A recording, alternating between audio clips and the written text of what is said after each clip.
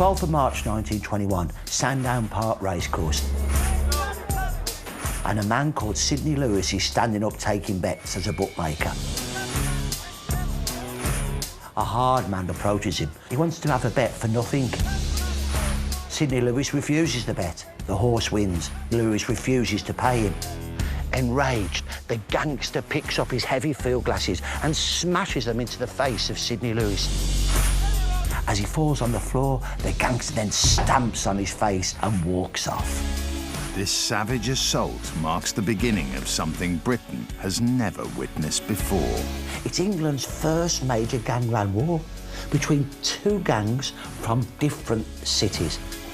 Throughout 1921, hundreds of gangsters fight brutal running battles for control over illegal racecourse rackets.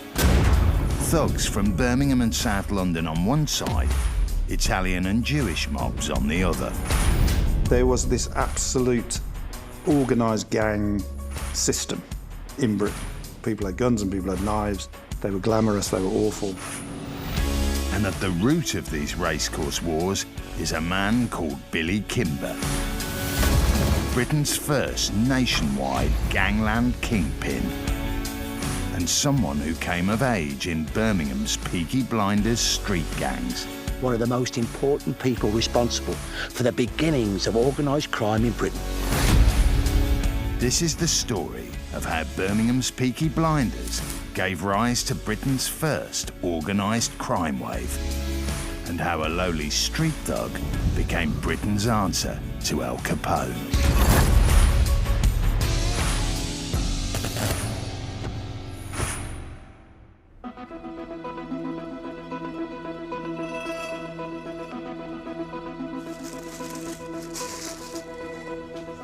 So this is the Birmingham City Police mugshot book for the early 1900s. You can see some of the famous Peaky Blinder mugshots.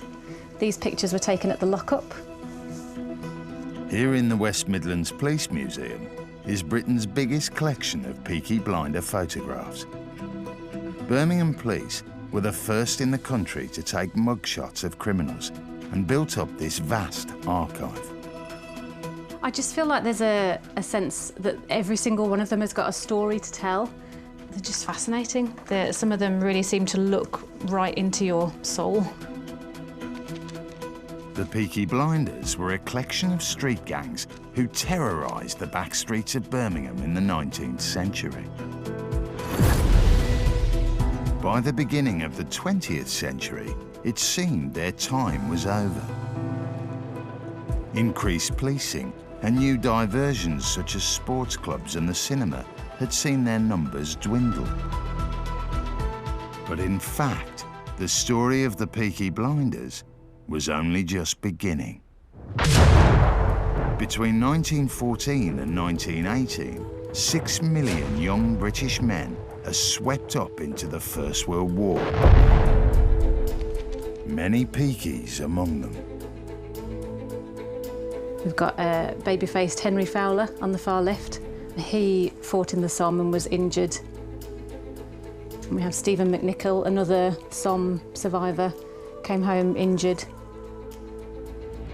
It's quite interesting that a lot of these people spent many, many years breaking the law in their own country before deciding to go and fight for it in another. So in this book, I'm going to show you the record of Henry Lightfoot, who was actually the first individual to be labelled as a Peaky Blinder in the press. So he actually joins the army during the Great War, and he is a common criminal. He's got a long criminal record by that point, and he continues to offend in the army. He's disciplined on multiple occasions for insubordination in the army.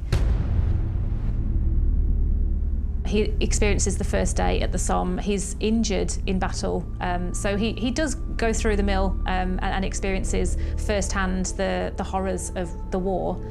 And then he comes back to Birmingham, potentially with shell shock and other afflictions, PTSD maybe, like many other soldiers, not very well diagnosed at the time.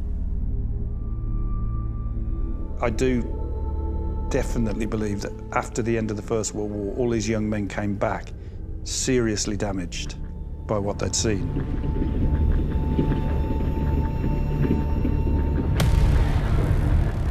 In an hour, they'd see 1,000 men blown to their component parts. You know, the bar has been raised to such a ridiculous level that violence suddenly becomes acceptable, and I think they were all very traumatised.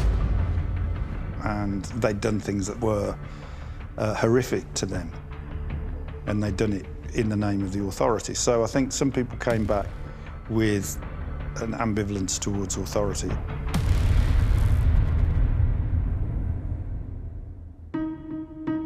It's one of these ex-military Peaky Blinders in particular that historian Professor Carl Chin has spent decades researching.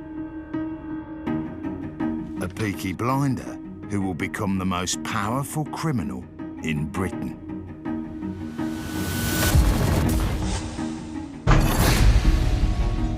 I've been researching this chap. He's called Billy Kimber. We know him from the drama series as a Londoner, but in reality, Billy Kimber was a big, burly brummie from Summer Lane, a tough neighbourhood. He had been a Peaky Blinder. He'd been birched for an offence when he was 12. He got done for attacking people and assaulting the police. He was a petty criminal. He becomes a pickpocket. The First World War comes. Kimber joins up in 1915, but like a lot of gangsters, he deserts. And it's took me ages to find out where he goes to. And look at this, he turns up in Dublin in 1917. This is the Dublin Daily Express, Friday, May the 11th, 1917. Englishman charged in Dublin, alleged pocket picking. Kimber is one of the 2 men arrested with one of his pals from Birmingham. The telling point here is that Kimber and his pal get arrested at a railway station on the day of the Leopardstown races. What's interesting then is that a really top bookmaker on the racecourse and a credit bookmaker called Thomas Day sends his clerk, that's his most important member of staff, to Dublin to act as surety for Kimber. That's intriguing. That tells me that Kimber and Day have got a relationship, and then I find it. I find the relationship in Day's book. Kimber is the minder for Thomas Day. On racecourses awash with pickpockets and thieves, bookmakers like Day need thugs like Kimber for protection. What can we deduce from this? Well, Kimber is active as a racecourse ruffian and rogue.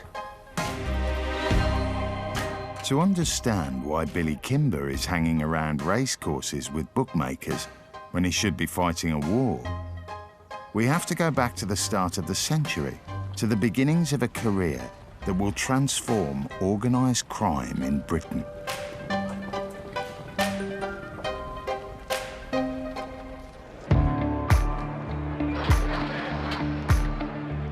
By the early 1900s, racing has become a British obsession. The Epsom Derby just outside London attracts an estimated 250,000 people. Hordes of punters walk from the city and thousands camp the night on the nearby downs. The Epsom Derby was a great kind of cross-class event whereby working-class punters might catch a glimpse of the aristocracy of royalty. Most people were working a 6-day week and very long days, cooped up all year, all week in their homes. The day at the races offers them a great kind of colourful, fun-filled day. It's about escapism in what is an otherwise relatively bleak existence compared to today. What makes a day at the races so exciting is gambling. So gambling was pretty much ingrained in English life, everyday life. If you were the industrial working class or the rural poor, you liked the idea of a bit of a flutter on the horse racing. For the upper classes in puritanical Edwardian Britain, gambling among the great unwatched is cause for concern. As the century wore on, moral disdain that many of the elite felt for poor people gambling gathered pace, and it culminates with the formation of the National Anti-Gambling League and then the Street Betting Act of 1906. The 1906 Street Betting Act makes all forms of gambling outside of racecourses illegal. It will prove a turning point in the story of crime in Britain. Just like prohibition of alcohol spurred the rise of organised crime and gangsterism in America, prohibition of gambling will have the same effect here. The Street Betting Act of 1906, it's a very explicitly class-based Act of Parliament. It actually says in the letter of the law, this is to prevent betting amongst the artisan classes of Britain's towns and cities. This doesn't prevent a single bet from being laid. What happens is that illegal bookmakers set up throughout the residential districts and in many of the workplaces across Britain's towns and cities. Stephen Knight is the writer of the Peaky Blinders drama series. He grew up with family stories of illegal gambling on the streets of Birmingham. My mum told us all the stories of her childhood, and she was a bookies runner from the age of 9 because obviously off-track betting was illegal, and so they'd use children. And she would walk down green lanes in Small Heath with a basket of washing, and people would walk in the other direction, and they'd drop into the basket a piece of paper with their code name, because obviously they couldn't use their real name, the coins that they were betting on, the name of the horse and the odds, and they'd drop them in.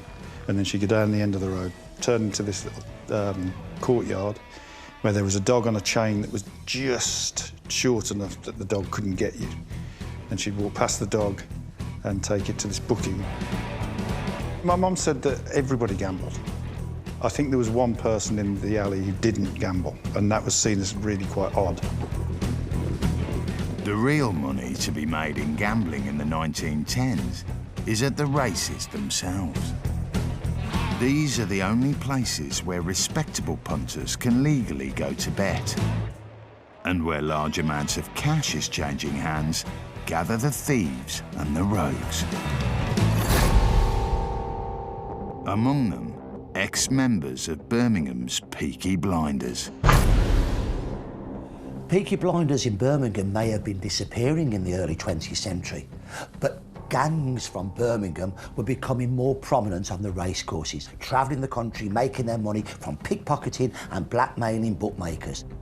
But from about 1910, this loose collection of rogues is brought into a slightly more ordered gang called the Birmingham Gang. The man who does that, the overall leader, is Billy Kimber.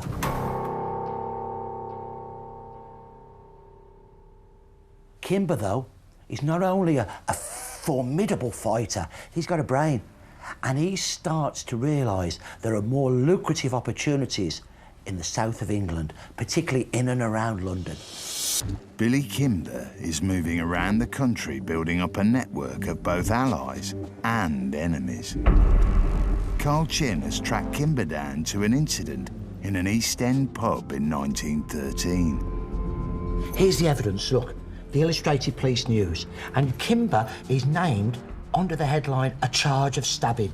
William Kimber, living in Westminster Bridge Road. He's arrested with a pal of his. They've knifed a man in the back of the neck, they've cut up the left side of his face, and they've thrown chairs at him. Comes to court. The witnesses all say, no, it wasn't Kimber and Sage. They get off with it. Well, the victim was a racing man, and Kimber and Sage are described elsewhere as well-known on the racecourses. By 1914, Billy Kimber has become a name among petty criminals across Britain's racecourses. But that's nothing like what his empire will become after the First World War. War changes everything for both Billy Kimber and the story of crime in Britain. Kimber joins the army. Most horse racing is halted. By the end of the war, there are only 11 flat race meetings still running. But with peace comes a brief economic boom. And the so-called Roaring Twenties are just around the corner. The Roaring Twenties happened not as a consequence just of the end of the First World War, and this is very topical for now. It came as a consequence of the end of Spanish flu. And during Spanish flu, everybody was wearing masks and they couldn't get together and they couldn't go out and lots of people died. It was very terrible and tragic. And then when it went away, it was like the champagne cork flying out the bottle, of fireworks going off. Everybody went a bit mad.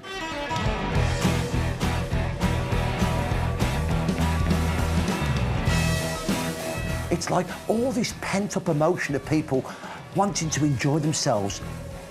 People want to get back to normal, they want to get back to pleasure. So one of the things they want to do is go to the races. All spectator sports boom, and horse racing is amongst them. There are huge crowds at horse races, and there's lots of people with lots of money. There's soldiers and sailors who've got their gratuities, their payoffs from the army. They're spending cash freely.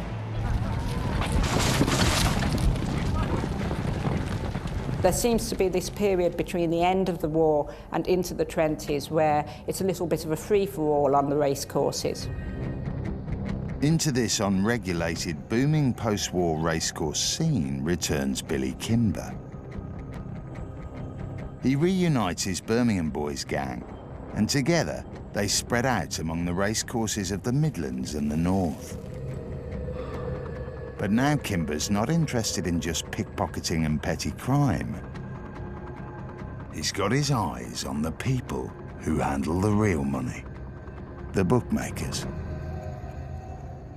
On the next event, 5 to 4 reveal. Yes, sir, what do you want? 3 monkeys down a curly, owes it. Simon Walmsley comes from a long line of bookmakers. He grew up with stories of how bookies were the beating heart of the racecourse experience. Back in the day, very, very busy. Packed full of racegoers. Yeah. Other bookmakers as well, they're all wanting it. So they're all been a line? All been a line, sometimes 2 or 3 lines. Depends on the layout of the racecourse, layout of the betting ring, because the only place you could have a bet was on the course.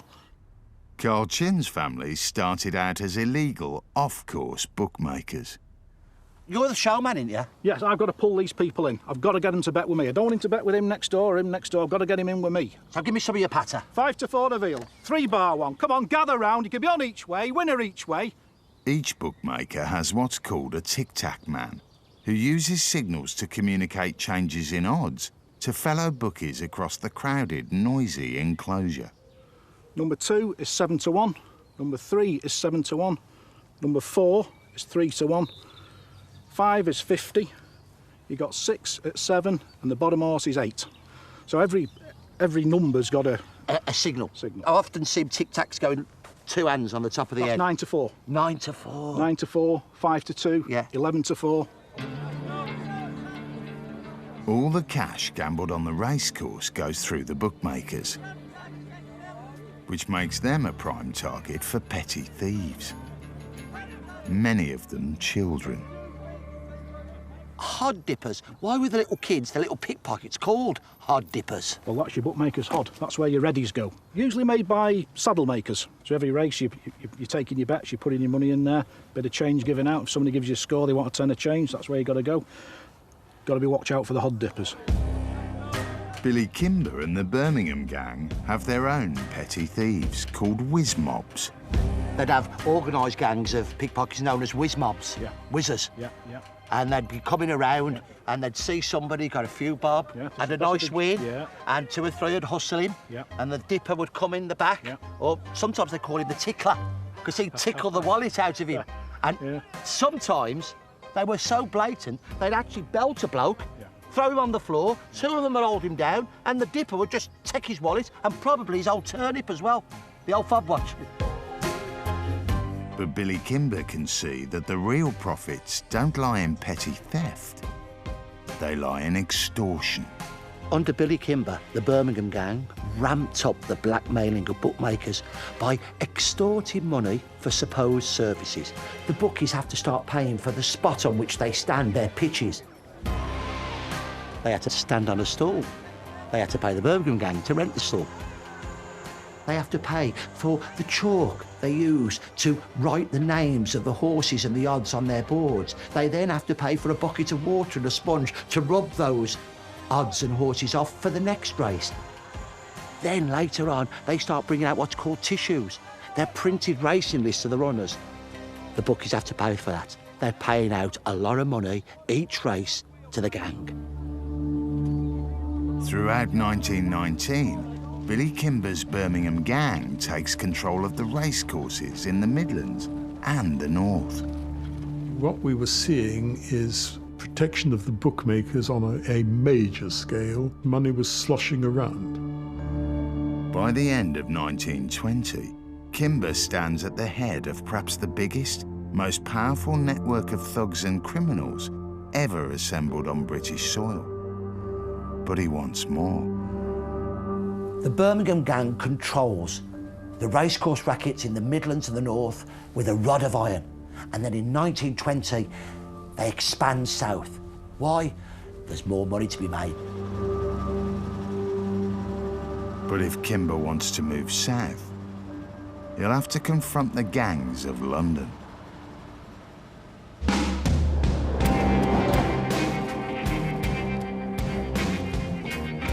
The day when most Londoners realised for the first time that their city had a gang problem had come in December 1881, when a shocking crime hits the newspapers, involving a 19-year-old South London lad called Fred Wilmore.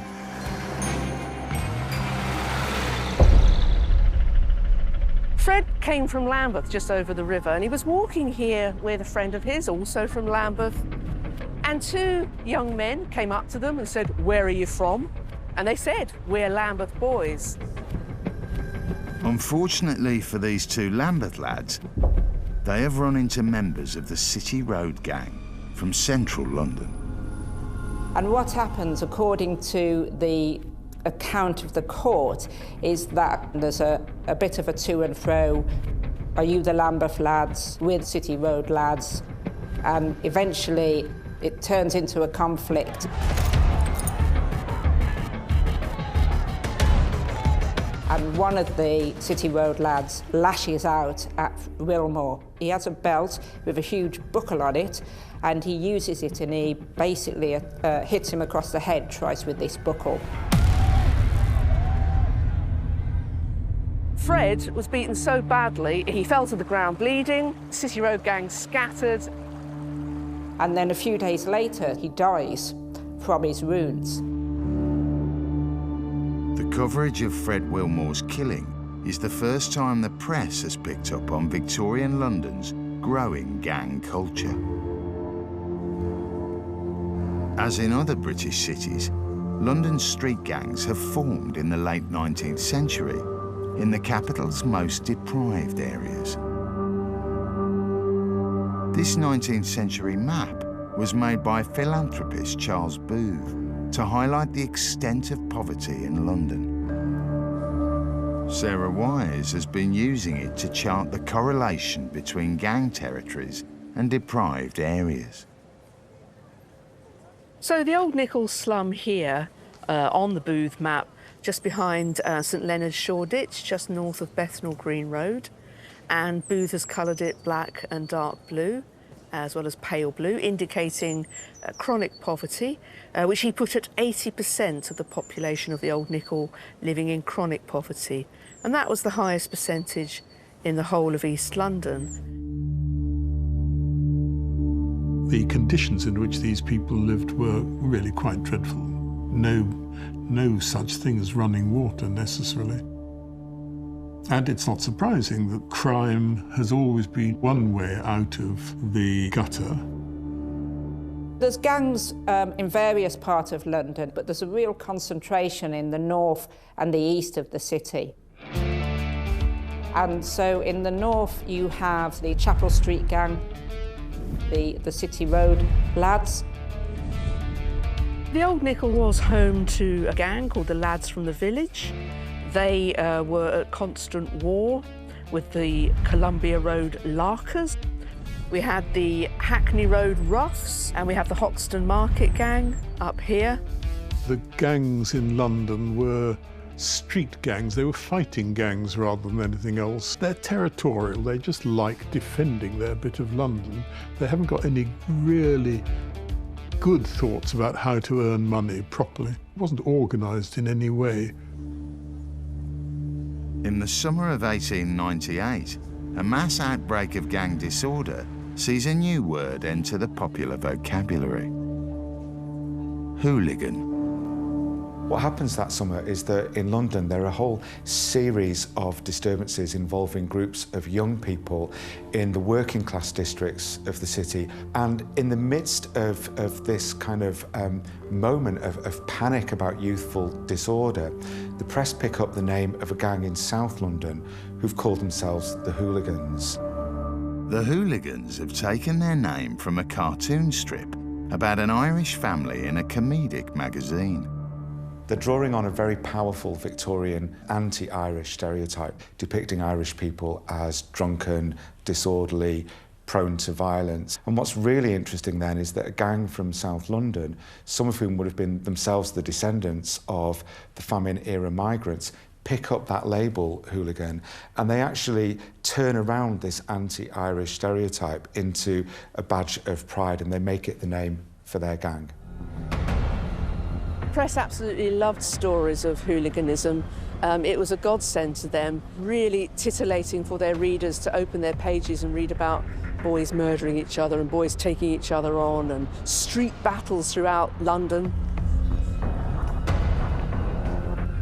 And so then any street fighting gangs that's reported in the late 19th and in the early 20th century gets described as hooliganism. When Billy Kimber begins expanding his racecourse operations southwards in 1920, he knows he will need local allies. He turns to one of the oldest of London's territorial gangs, the Elephant Boys.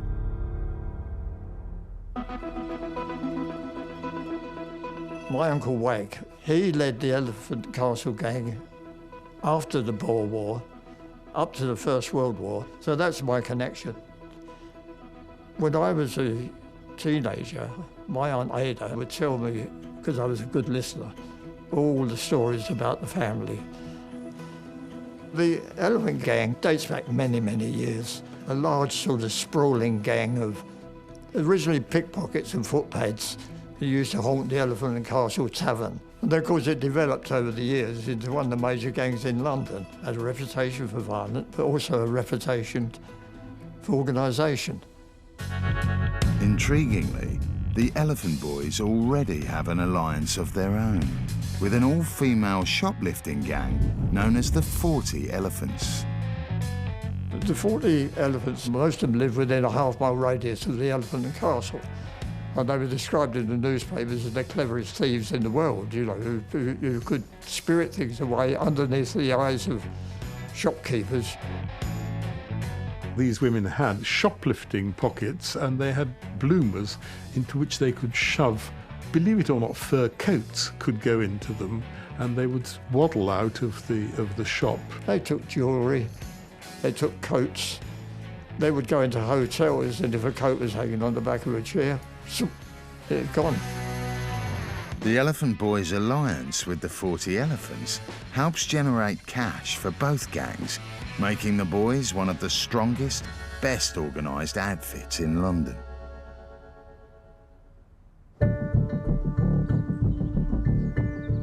Which is why Kimber turns to them to be his London allies. This unique photograph shows Kimber with members of his Birmingham gang palled up with the Elephant Boys. This is a wonderful picture of the gangs. There's Billy Kimber, light-coloured suit. The MacDonald brothers are there. The Elephant Boys. Brummy Sage, who was a Kimber man. You've got another MacDonald in the front row. People at the end are the bus driver and so on, but all the rest are what you could call players. The mob Billy Kimber has put together represents a watershed in the story of criminal gangs in Britain. These men are no longer slum kids fighting for pride on the street.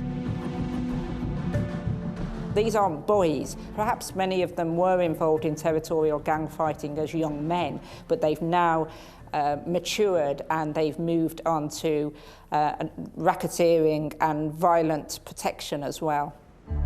The Birmingham gang's a collection of really nasty, vile men, some with records of manslaughter and other violent crimes. The members are older men, and of course they are much more driven by money making.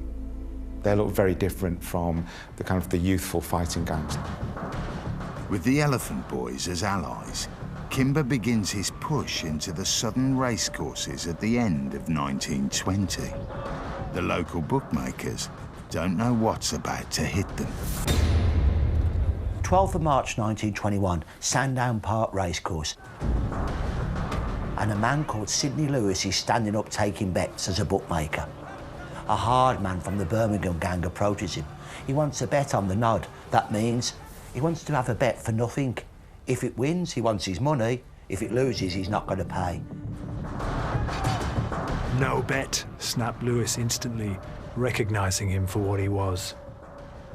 But after the race, the mobster came along for his money, insisting that Lewis had taken the bet. Sidney Lewis refuses to pay him. Enraged, the gangster picks up his heavy field glasses and smashes them into the face of Sidney Lewis.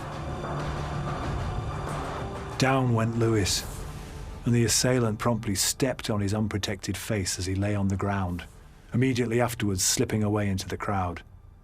Lewis was picked up, his face a bloody mess, and with several teeth missing. The Birmingham gang will come to regret assaulting Sidney Lewis, because in fact, Sidney Lewis isn't his name at all.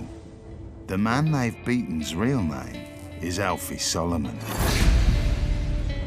a Jewish bookmaker with connections in London's criminal underworld. So Alfie Solomon was born in 1892, and he's born to a family of fruitiers in the Covent Garden area. And he fights in the First World War, but he also has some convictions both before the war and after the war for gambling. What's happening is that the Birmingham gang is extorting protection money from all of the bookmakers, but they are anti-Semitic. They really hate the Jewish bookmakers, so they are squeezing even more money out of the Jewish bookmakers, who are overwhelmingly from the East End, from Whitechapel in particular. Solomon is part of a rapidly growing Jewish community in London. By 1919, an estimated 250,000 Jews are living in Britain. The vast majority are law-abiding citizens, but there's also a small, though powerful, Jewish gangland. And it's to a man described as the godfather of this underworld that Alfie Solomon turns to for help. Edward Emanuel. Edward Emanuel is born south of the river in Bermondsey. His parents originally come from the East End, and so they move when he's a child back into the East End. He works at Spitalfields Market, and so he can legitimately call himself a fruiterer and a greengrocer, and he does pretty well at that, but he's obviously got other sidelines going on. Edward gets involved in various illegal activities quite early on. He's got quite a record for fighting and for other violent affrays throughout his early life. He had a reputation of being a fixer of things. He fixed boxing matches between Jewish fighters, but he was a clever man. Emanuel is known as the godfather of the East End, in part because he runs a network of illegal gambling clubs known as Spielers. What Spielers were illegal, small, kind of ad hoc, amateurish gambling houses. We have many of them all over, not just East London, but also in central West London as well. Now, the reason they're called Spielers is it's a German, Yiddish word meaning to play, and it was somewhere you could go to make small bets, or actually sometimes larger bets. And because of the very stringent gambling laws in England at the time, they're not legal, and so they were liable to be raided by the police. They had all sorts of lookouts and bouncers to keep out nosy people. And I found this story of one of Edward Emanuel Spieler's being raided, and this is the Evening Post, 1917, so the war is still raging. The police have had this particular Spieler under surveillance for 5 weeks, and when they break in, there's a big commotion, and they arrest 101 people. The press coverage of this raid typifies the anti-Semitism of the time. Interestingly, and not very pleasantly, the newspaper takes the time to point out only 28 were British subjects, which means that the bulk of these people were Jewish. The newspaper kind of says, why are you here sitting in a small Whitechapel gaming house playing cards when you should pretty much be out in the trenches fighting for king and country? So we're already seeing that real kind of anti-foreigner, anti-Semitic overtone. Anti-Semitism is absolutely rife in the late 19th and in the early 20th century. The Jewish are themselves stigmatized and really demonized as having links with organized crime in this period, whether it's because they're seen to populate the bookies trade, or whether it's because they're regarded predominantly in the jewelry trade to be working as fencers of stolen goods. And then there's so much racial prejudice against them. By the time Alfie Solomon comes to him for help in 1921, Edward Emanuel is gaining a formidable reputation. He's even survived being shot in the chest in a criminal feud. East End gangster Arthur Harding would go on to describe Edward Emanuel as king of the East End gangsters. So that gives you some idea of just what a big man he was. Emanuel agrees to take the side of Solomon and the other southern bookmakers, but to confront the Birmingham gang, he knows he'll need some serious muscle. And for that, he turns to another of London's immigrant neighbourhoods, Little Italy, centred around Clerkenwell. Much has changed since the 1920s, but the Catholic Church of St. Peter's, once the heart of Little Italy, still stands. There were around 24,000 Italians in Britain at the time, of whom half were living in London. And so this was the main Italian quarter. The Italians brought a huge range of new skills to London. They made woodwind instruments, they made optical instruments, they were very highly skilled artisans. One of the other specialities that they had, they worked in the ice cream trade, also known as the hokey-pokey trade. It's the son of a hokey-pokey vendor that Solomon and Emanuel are interested in. A man called Darby Sabini. Darby Sabini was born in Little Italy in 1888, and sometimes he's known as Charles Sabini, and sometimes he's known as Darby Sabini. Darby is his nickname. I know about Darby Sabini as a consequence of research. He was the head of the Italian gang, and he dressed like a tramp because he believed that if he dressed like a tramp, the police would never believe that he was the leader, which he was. He was quite a powerful man. Used a knuckle duster, had boxed as a welterweight. He's said to carry a revolver the whole of his life and sleep with it under the pillow. And if you ever see pictures of him compared with some of the others, he was by no means the smartest of them, but he was probably the toughest of them, which is what counted. It was always, it seemed, the most brutal would come to the top, and that was Darby Sabini. Darby Sabini and his gang are already in Edward Emanuel's orbit as they provide muscle for his gambling dens. So when Emanuel comes looking for an army to take on Billy Kimber, a deal is soon done.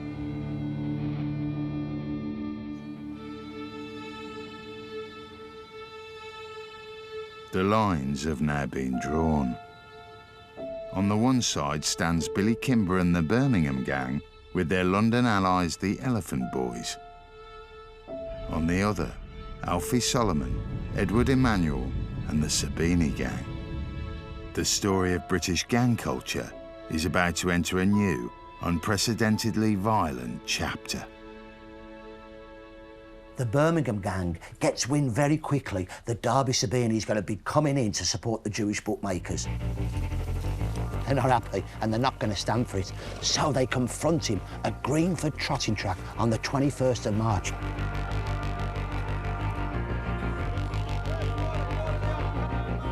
There's about 20 of them. One of them shouts out, "I'll murder him." Another one shouts, "Let's get the so-and-so." Inspector Heaps, describing the affair, said, "There was a shot and smoke arose above Sabini's head. He had a revolver in his hand. The crowd was trying to rush him, and he pointed his revolver from left to right, saying, 'I'll shoot.'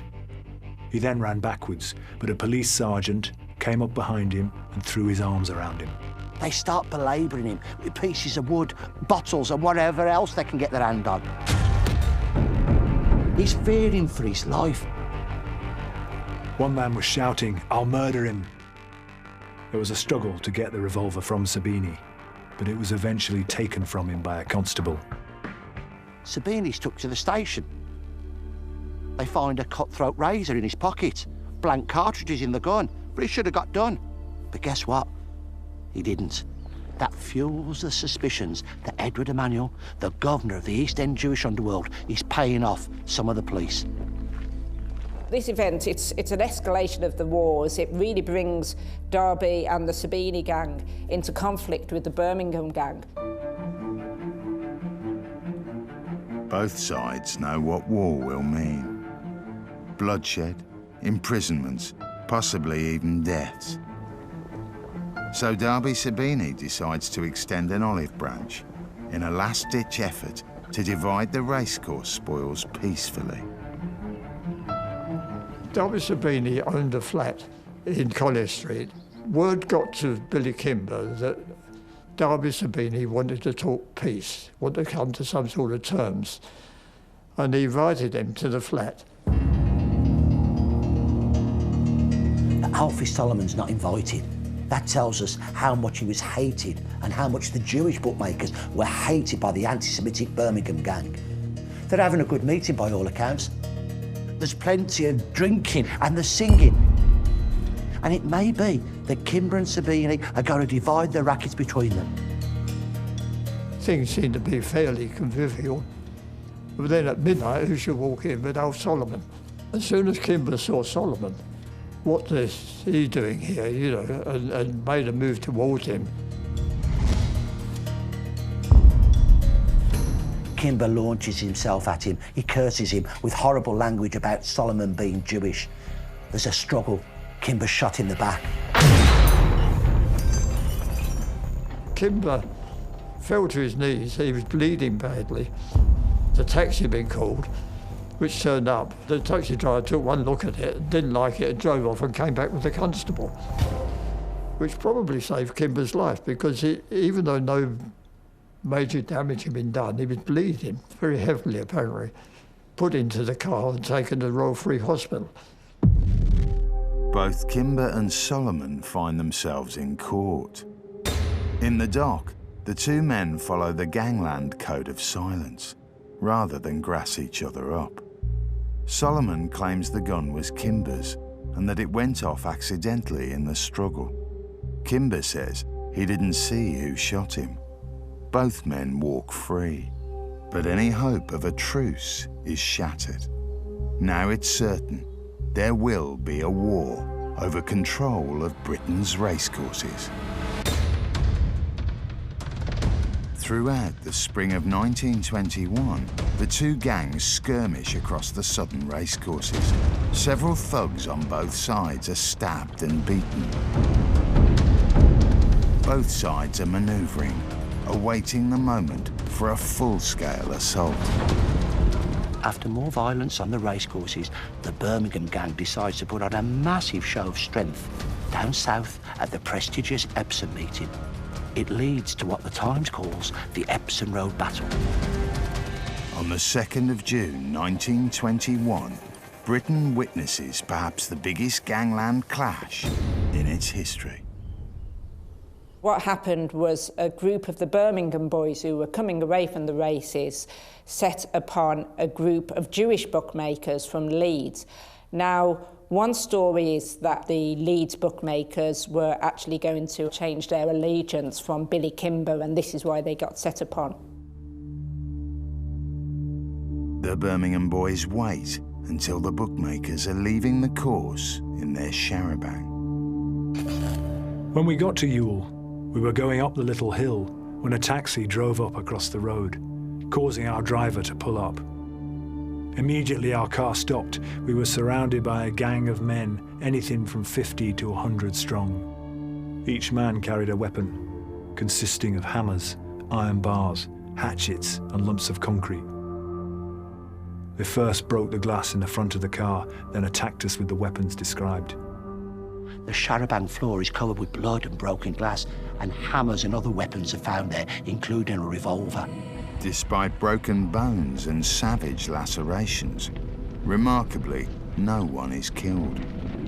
There are so few gangland murders quite simply because gangsters know if they get done for murder, they'll be hanged. So what they want to do is inflict as much pain, misery and scarring as possible. Initial reports from the scene suggest the violence is the result of rioting Irish nationalists. But quickly, the police realised it had been carried out by racing men, and they spotted a large group of them at a pub in Kingston.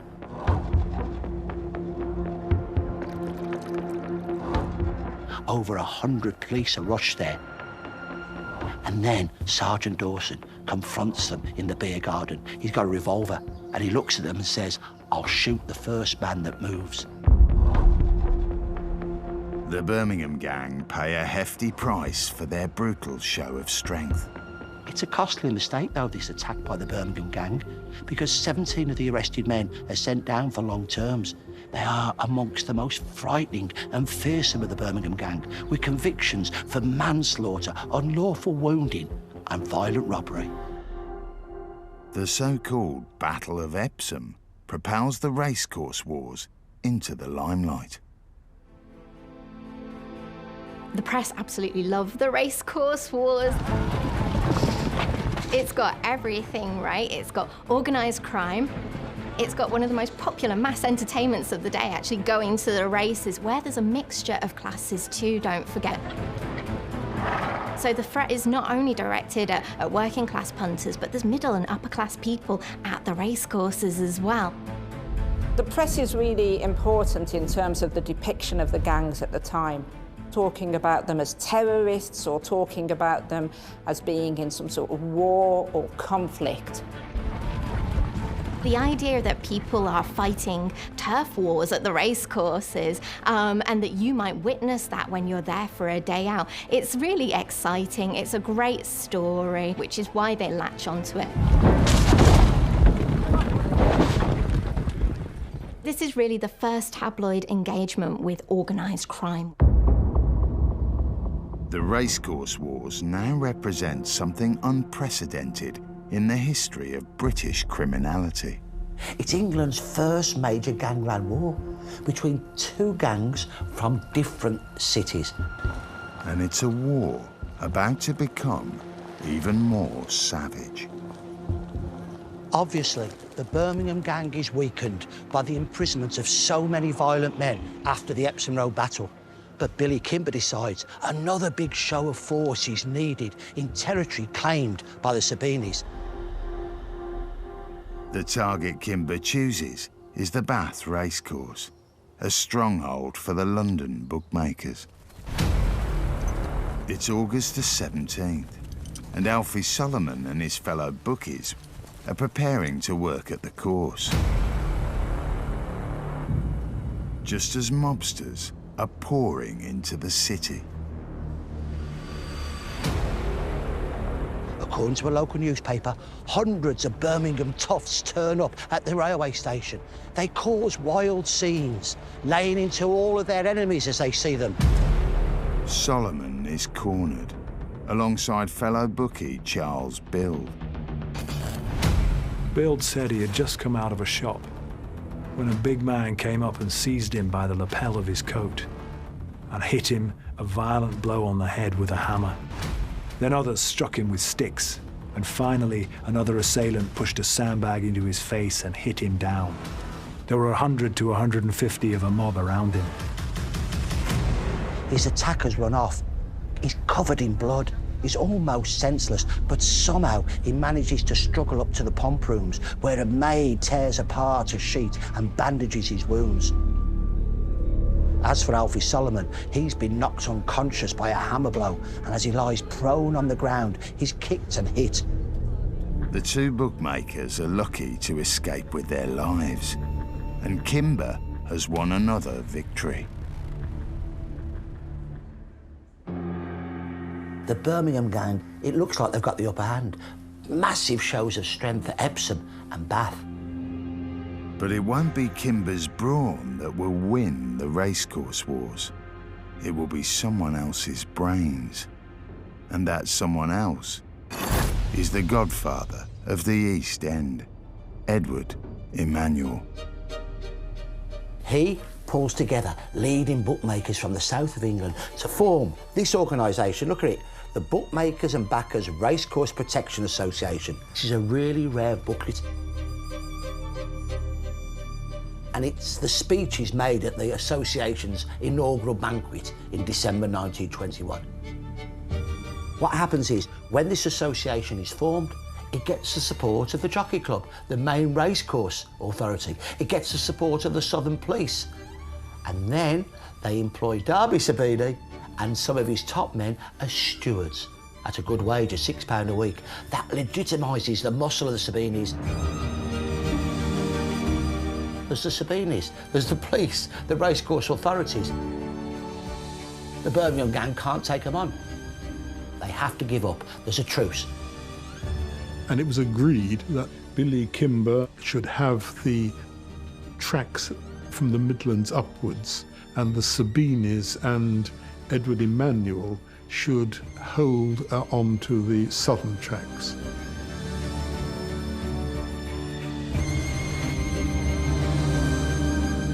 Each gang continues to extort in its own territory, but the racecourse wars between them are over.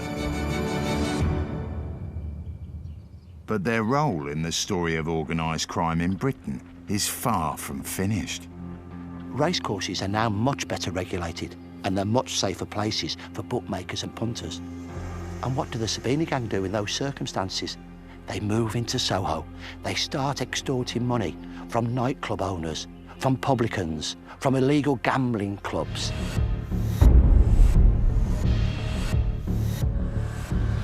In August 1922, a group of men were shot at outside this pub, the Southampton Arms, in Mornington Crescent.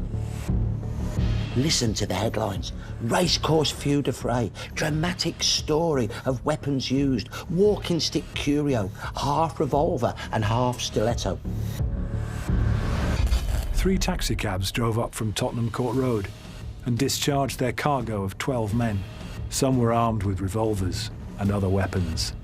Joe Sabini was believed to be the principal of the gang, and he was not the only member of the Sabini family in it.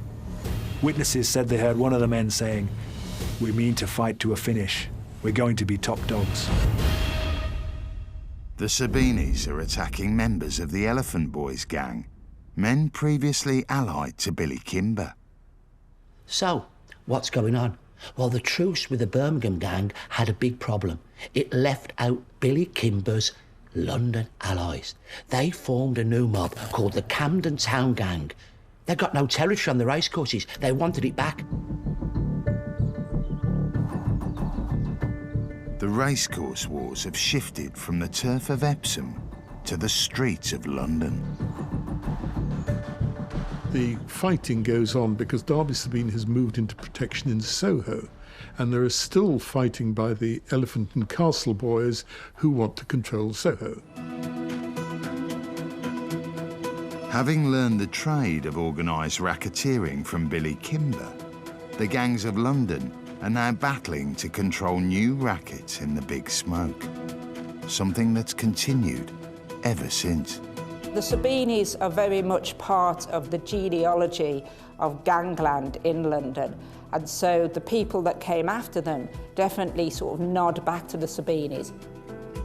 And in particular, people like Frankie Fraser, who then becomes, in the late 50s and 60s, is a hard man for the Krays. But he actually starts his criminal career working for the remnants of the Sabini gangs.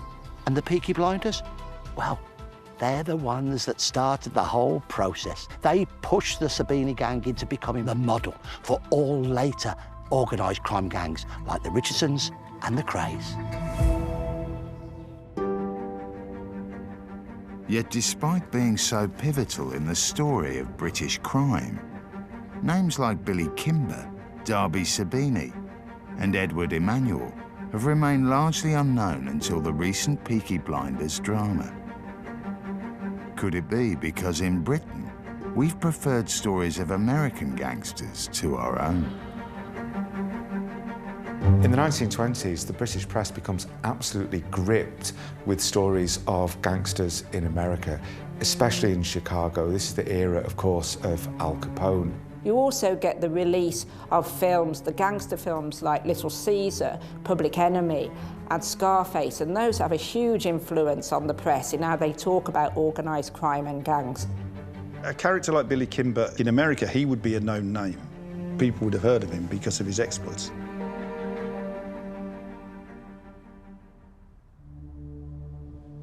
So what became of Britain's original gangsters?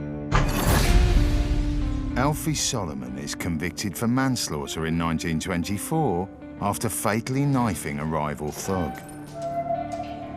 He serves 3 hard years in Kilburn Jail and was last heard of in the 1930s, living in Gerrard Street, central London.